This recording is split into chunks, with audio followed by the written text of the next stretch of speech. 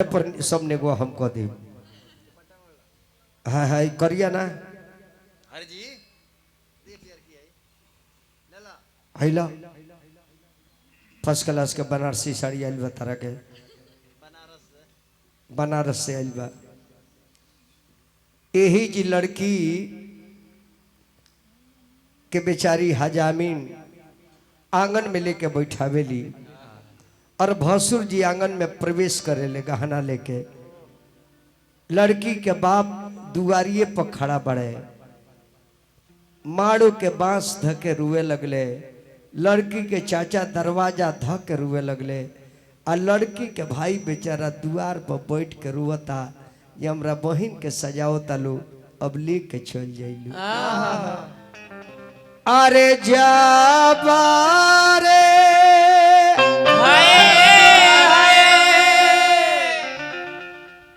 है ना वो साड़ू भाई सुनो आओ ना आओ बकरिया ला ए हमार प्रिय भाई होवन दूगो बकरी रखल बड़े गो भुला गइल बिया। आगे बैठी आगे बाजी बैठी हे जा बैठी बकरी ए में है हे में है पलस्ती मार के बकरी मिल जाई बैठी पलस्ती मार के दी पर्दा दी मत मुड़ी पे एगो गमछा धर भसुर के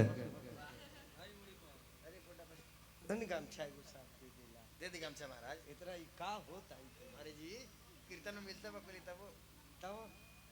रोज कीर्तन में मिलता 200 दिन के गमछा के जी जाता मुड़ी पे धाली भसुर जी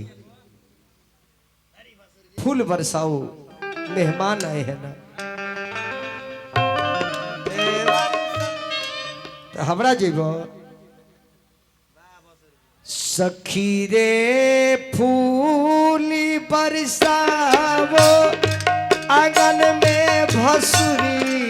जी आए हैं आंगन में भसुरी जी आए हैं। दाढ़ियों ने का बनो फूल बरसाओ आंगन में भसुरी आए हैं,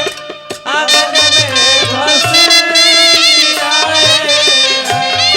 सखी रे फूल बरसावो आंगन में भसुरी जी आए हैं आंगन में भसुरी जी आए हैं।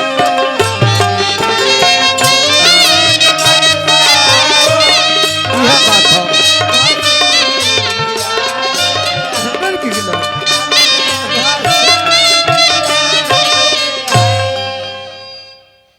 ई जब ताल नाल पर के बन हो जाला तो थूथुर पुचुक जाए के चाहिए।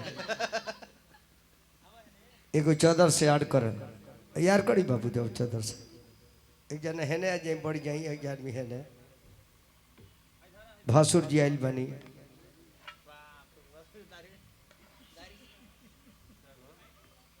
भासुर जी आइल बनी और मैं के भासुर बनी दाढ़ियों बनाओ के टाइम नहीं खे मिला ना जी हेल यही जी लड़की बैठल भी मंडप में भसुर जी ने से बैठल बानी वाह औरत गीत गावली से बबुआ वाह गीत तो दुनिया में भैया बहुत भई लेकिन आज भी हमने के संस्कृति सभ्यता हमने के कल्चर हमने के परिवार में जौन गीत हो गइल बा ए गीत के कठिन दुनिया में केहू ना निकालल। ना अरे जाबारे हाय साजना हो लोगावा आइले होया अंगनावा या बारे साजना हो लोगावा आइले होया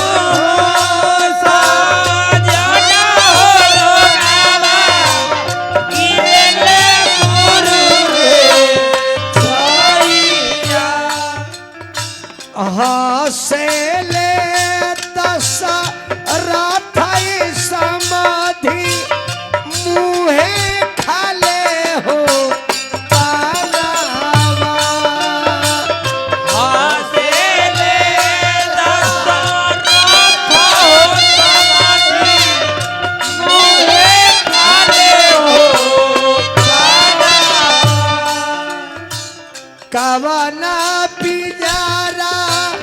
रखनी समधि ऐसन सुंदर हो धियावा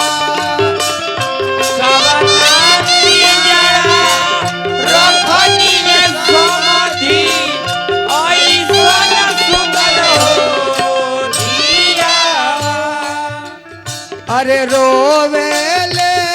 जा ना कई राजा लौटा धुनी हो केसिया रोवे ले जा ना राजा लौटा धुनी हो केसिया अरे हमारा सिया जल की हो बेटी आखी तेरे पुतारिया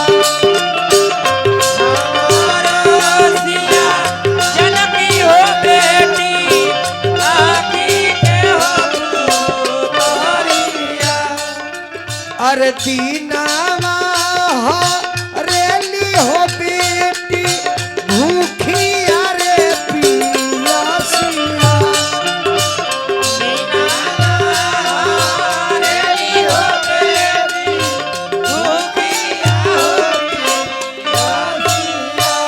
अरे रातिया हो अरे ली हो बेटी बाबा आखी हो नींदिया